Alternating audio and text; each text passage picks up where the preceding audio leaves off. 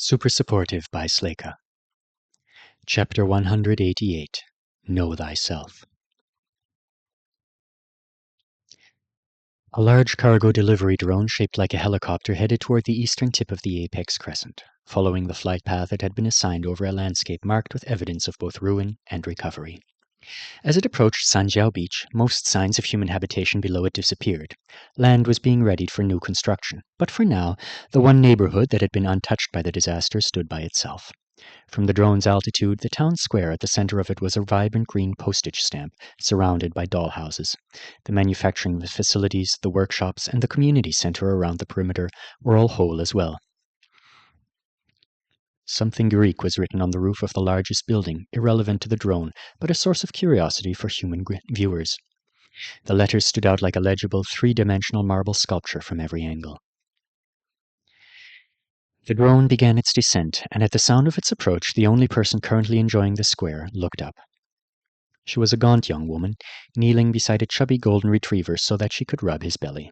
Droplets from the Pithos fountain near her splattered her heavy coat and crocheted hat. Her eyes followed the drone as it sat down at the edge of the square. The dog showed no interest, but he whined a little when her hands stopped rubbing. She went back to it, ignoring the delivery, and a couple of minutes later the door of one of the picturesque townhouses opened. The informant, with a jovial expression on his bearded face, came down the stairs and crossed the street at a stroll. He was wearing slacks and a light red sweater. He took time to remove his shoes and socks so that he could walk across the grass barefoot. Then he spoke to the woman for almost 15 minutes, not glancing even once at the drone, though her own eyes turned to it curiously a few times. Finally he nodded, complimented her on her hat, and headed to fetch the package that had arrived. When the cargo drone's door slid aside for him, a single wooden crate was revealed. The informant pulled it out and shook it, something the average non-avowed wouldn't have been able to do, given its size. The muffled thump of something heavy moving around within it could be heard. His smile widened, and he shook it a few more times.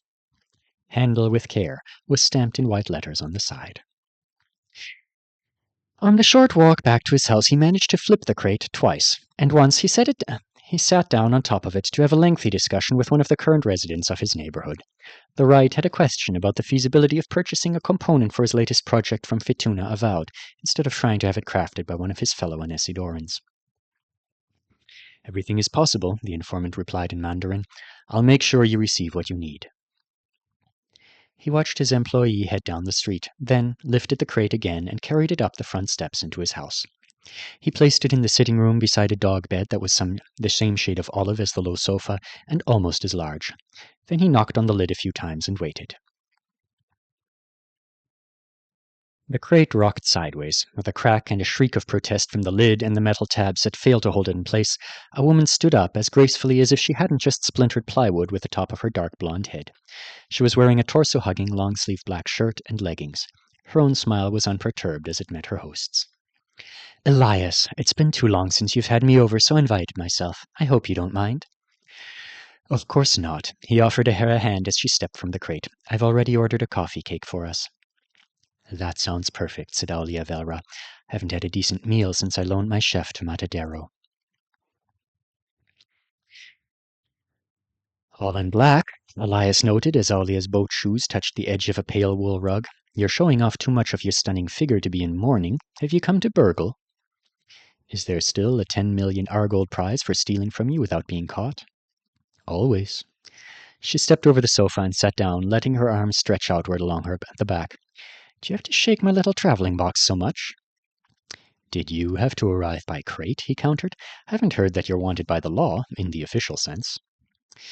"I didn't want to be filmed by anyone on my way to see you, or joined by anyone, or publicly invited for a sit-down with any of the people who would like so much to have a little talk with me, just so they can make implications about me with a pinch more credibility." She sighed and let her head fall back up to stare at a metal light fixture, made vaguely of floral shapes that opened and closed one by one. "Elias, I've found nothing." "I told you that you would find nothing." He took a seat on the opposite end of the sofa and angled himself to face her. "If you weren't you, I would be stunned that you thought you could hunt for information better than the people who've already looked. Did you think the system was lying? Or even if you did you think I was?" She cut her eyes toward him. "I'm hiding nothing about the submerger from the rest of you. Why would I?" he said mildly. Maybe for the Artonans, she said. Maybe, he agreed, if they asked. But they haven't, and I've asked 1,000 questions 1,000 ways, standing at the fountain, a boat left in Isidora full of people. Those people wanted different things from the trip. None of those things were the immediate destruction of Matadero. We're missing something. Life itself happens because coincidences line up. Her lips pursed. You don't really think it was an accident either. I think there must have been an accident or two along the way, because if it was a conspiracy to attack us, it must have been a very complicated one, and very complicated conspiracies have flaws. His fingers drummed against the front of the armrest. But I also think the origins of a few of the coincidences are suspiciously obscure. Yes, Aulia straightened. Who told Orpheus to take the submerger from Libra? Who told him how to do it? That's one of the suspiciously obscure points, Elias agreed. My friend here, he lifted a finger and made a circling gesture to indicate the neighborhood around them, can't find a culprit for the theft beyond Orpheus. From what we can see and hear, it looks like he came up with the idea himself. That's the most ridiculous thing I've heard in my life. He isn't a mastermind. He couldn't even break into the area where it was stored.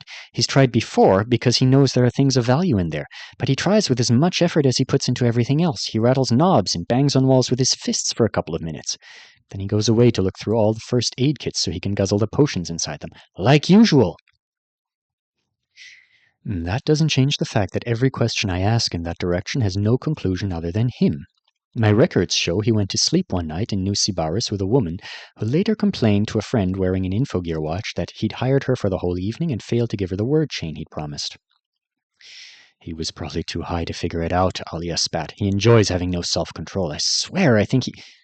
Never mind. What next? Next, he woke up in the mood to sell your submerger for some drugs and with the knowledge he needed to do it. As far as I can prove, anyway, he grinned. So far.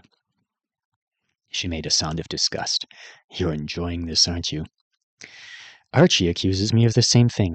Yes, I admit that puzzling over a problem of this magnitude is fun. There's no harm in appreciating the moves of an opponent. Or an imaginary opponent if a chain reaction of bizarre occurrences really is all we ever find. Aulia chewed on her lower lip for a second, then released it. Sway could have put the idea in his head while he slept. Sure, Elias agreed. And the contract wouldn't have revealed that to me explicitly. I was asked by the investigators from the Triplanets to provide detailed intelligence on several people who seem to have very tenuous connections to the situation. But if you shift the blame from Orpheus to a Sway of your choice, you still run into the same problem. Why did the Sway do it? If they were unknowingly part of a serious plan to upset the balance of things on Earth or on Isidora, the contract would be aware of that.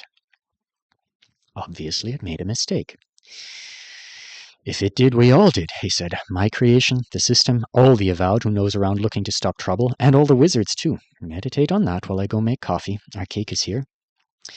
He stood and went toward the kitchen. On his way past the front door, he opened it to allow his dog inside.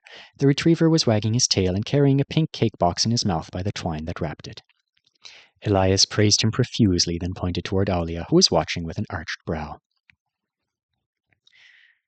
Several minutes later, with cake and coffee in hand and a dog sprawled on his bed, Elias said, There's a piece of information I'd like for you to confirm. Gee, how rare.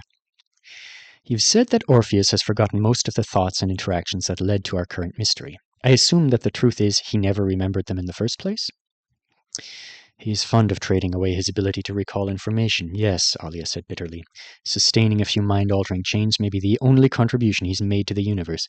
It means there's nothing there for a mind reader to find. And since the charming Hazel is volunteering on another planet, I haven't been able to watch her behavior. You did read that special letter from her during your update from mission headquarters, but the truth is... Aulia's mouth twisted. She knew what the device was, and what it did, and what it cost me to obtain all those years ago. She was having a little pity party for herself, and when she saw that her brother had gotten his hands on, she decided to let him trade it away to punish me and her parents for our failings.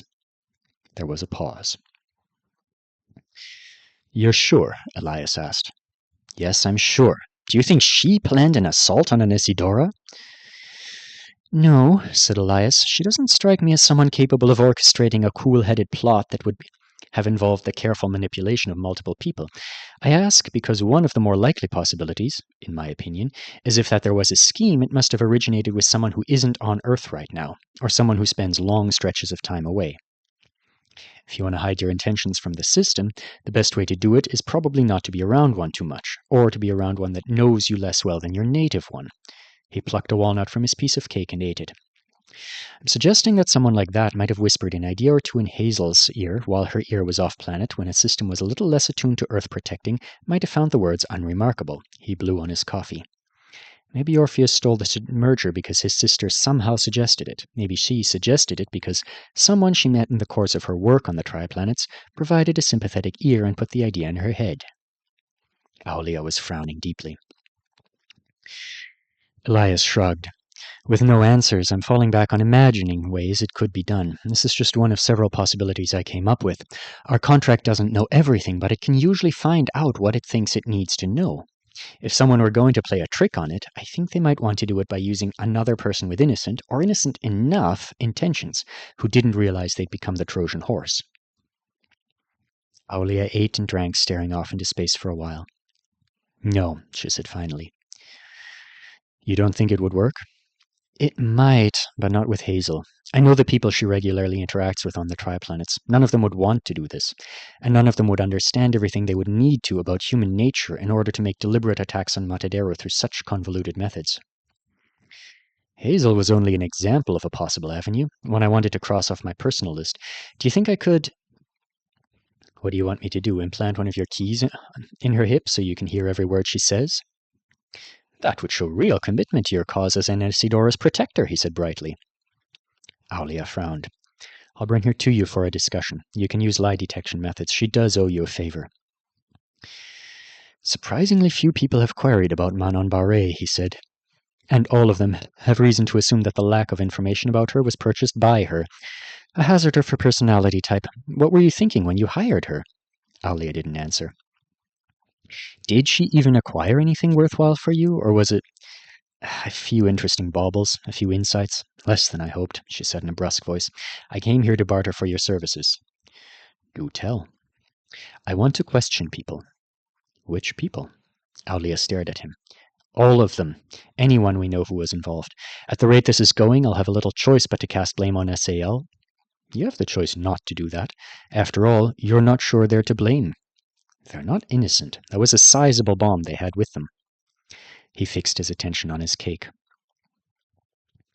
I think some of our old friends are still around, she continued, waiting to see if the latest generation is going to be useful enough to them for them to kick off a war between humans and Avowed. So you're going to poke them in the eye? Make sure you get the first strike in? Elias shook his head. Wish I could persuade you to slow down, Aulia. You're one to talk. I remember when... It's been half a lifetime and then some, he interrupted, since I learned to let go of ambitions that might destroy what I've already built, and what I love. She looked away from him and stood, going over to peer through a gap in the curtains toward the square. After a while, she said, I hear them all effervescing about what you've built here. Oh, the informant is someone even the Artonans turned to help for. His infogear came through for us even when the system couldn't. I'm getting more credit than I should for that. Cutting non-essential communication was such an exciting decision for it to make. It threw an unexpected wrench in the works for any schemes that might have relied on its services, altered everyone's behavior, reduced the number of authority figures trying to weigh in, and forced everyone to feed you words about the trouble. Aulia's eyes were on the fountain. Behind her, still on the sofa, Elias shrugged. Violating the privacy of millions of humans and Avowed to help the Artonans investigate would have been very expensive for the system, if it had to do it by itself. So it created a scenario that provided plenty of intel at a much cheaper source. Do you know how many times someone said the word Matadero within reach of one of my keys that night? How many people specifically asked what had happened there through Infogear? I've never gotten such crystal clear reception for a targeted question before. Just between the two of us, I've got a complete recording of what was said in the Oval Office during the first 10 minutes I spent scanning. Good for you. Thank you. But I still haven't found satisfactory answers, and the information grows more muddled every day. Aulia walked over to join him. Use your skill. Let me talk to some members of SAL, whoever was in contact with the captain. I know you must know who that was by now. That's a waste of my time and yours, Elias replied. I activate the keys, I make a phantasm of some unregistered avowed for you to talk to, and whatever they tell you might be true or not, the flip of a coin. Remember, I'm not widespread beyond Anesidora.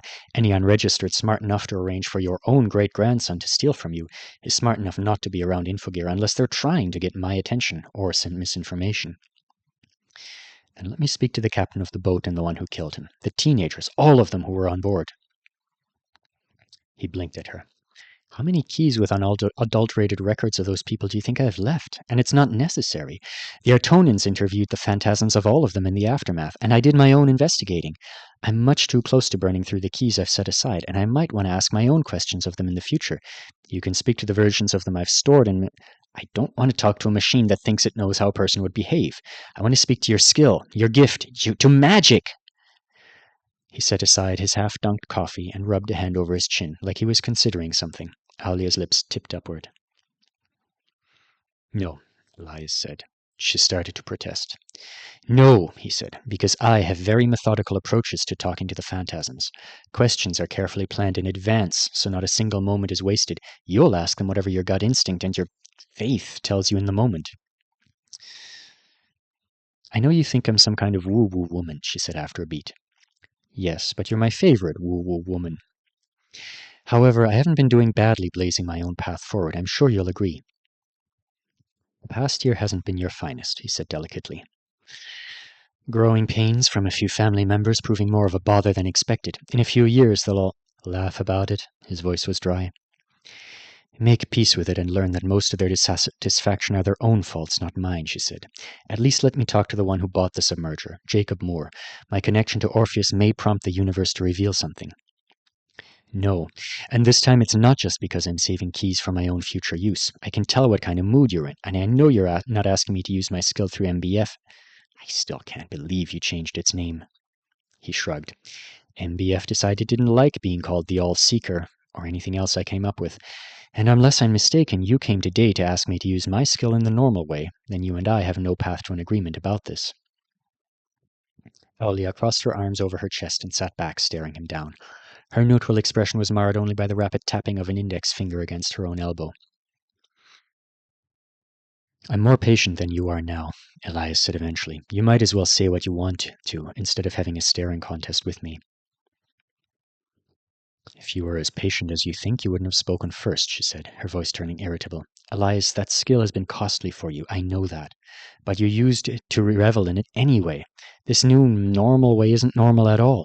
If you don't want to be the mouthpiece, I'll get you someone else, a human being, not a right-work thing you cooked up with the help of however many avowed it took, all of whom are too young to have ever seen you use your own keys correctly. Now you're being sadly purist. I've had just a few summoners in the past 3 decades who insist on the original, less informative method, and they were so ancient and boring that I think you'd be embarrassed to be in their company. Filter the spirits of the dead. They're not spirits. Through me, then, said Alia, exasperated. I consent. I will be magic's vessel, its outlet, your muse. Surely that's not immoral to you? For the first time since her arrival, he looked shocked. It is, actually. And what do you think that will gain you? How will you interview the dead if you're the one speaking for them? I'll get a feel for who they really were, like you used to. I'm confident in my ability to remain uninfluenced. I think I know myself well. He crossed his own arms and smiled at her, but something in his eyes stopped her from continuing her attempt to convince him. Ask again, he said, and I'll refuse to answer every information question you send my way for, I think, until the newest Velra S rank agrees to have his eye replaced. Based on what MBF has observed of him, that should be between 2054 and the end of time. Lut isn't that stubborn, she said slowly. He's young, and unprepared for the reality of his position thanks to his mother. Let me see if my friend's guess is better than your natural gut instinct about your own family. We only have to wait 14 years, a bump in our timelines. The tension in the room increased until the dog whined and rose to lay its head on Elias's knee. Alia watched the two of them with her jaw clenched for a minute longer, then groaned and slumped, a hand coming up to cover her eyes. I didn't come here to annoy you, Elias. Really, I didn't. That's a shame, he said, giving the dog a thorough scratch behind the ears before reaching over for his coffee cup again. If anyone was bold enough to annoy me just for the sake of it, it would be you. Some other time, maybe. Today I hoped you'd give me the answers I wanted, and then we'd sneak into a closet to screw each other silly and plot against the guards. Talk about how learning everything here is to know about learning everything there is to know about magic. He laughed so explosively that the last sip of his drink almost escaped from the cup. Don't laugh at me. I've had a couple of bad weeks. Just when I'm about to tell you to slow down and be reasonable, you remind me that I'd miss you if you did, he said. She let her hands slide off her face and hit the cushion as she sat on. I know it's been a while, but you'd tell me, wouldn't you, if you'd solved the riddle and found the way to the next stage? About wizardry, I know the same things you do, he said, unless you're hiding wonderful secrets. She shook her head. Then we know almost everything there is to know, Aulia. And at the same time, absolutely nothing. I prefer to focus on a subject where I have the advantage these days. Avowed talents are such fantastic things. A good skill in the hands of a good user has potential that even the Artonans can't always anticipate. Isn't that worth studying? Yes, she muttered, after I found a way to talk to the universe like they do. You might have been born without a voice. A voice might not even be the thing you're searching for. If the Artonans looked like foxes, mantis shrimp, or puddles of slime, would you be so eager to find a sense within yourself that matches one of theirs?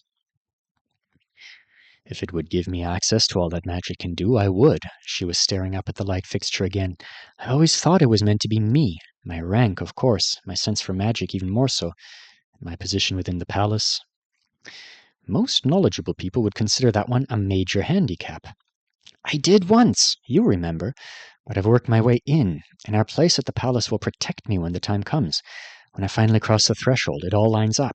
I'm always almost there. I won't argue with you about this. I learned better last time. Who else could do it, she asked. My willingness to make sacrifices, all my years of striving. Even if someone is out there with natural talent and power, how likely are they to have chased this as ardently as me? I'll find it. Nobody else could be so close.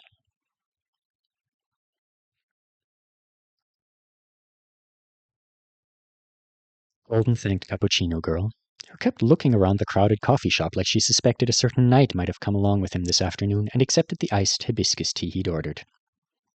He's not here today, he said as she passed him a straw, as far as I know. She laughed. Sorry.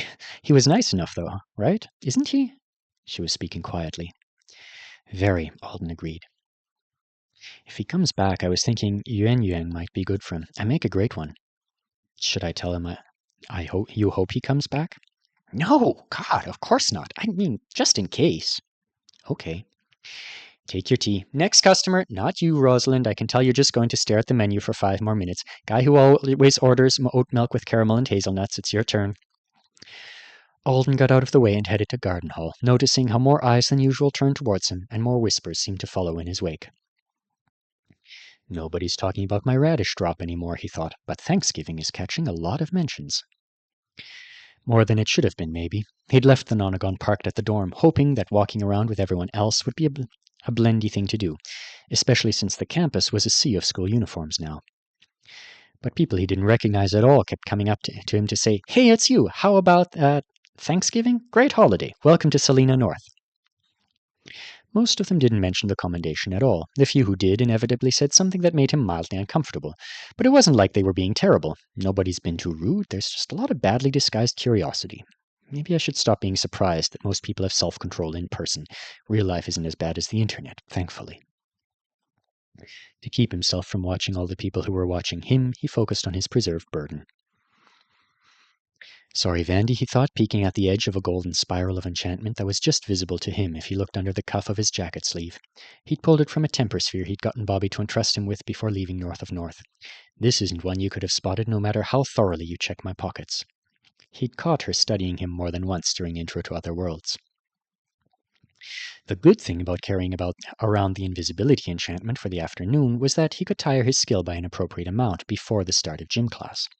The double preservation practice he usually did was effective, but it was too tempting sometimes to drop it and push for just a little more when gym was exciting. And since he'd been forewarned by Principal Sleyca that they were doing something interesting today, a shadow passing over him made him look up to see a flying platform of a different, slower kind than the Nonagon. Ground Shaper. Shapers often flew around campus at heights that he now knew were low enough to keep them from getting in trouble for flying without a license. This one was drifting past on a compressed disk of soil with a passenger.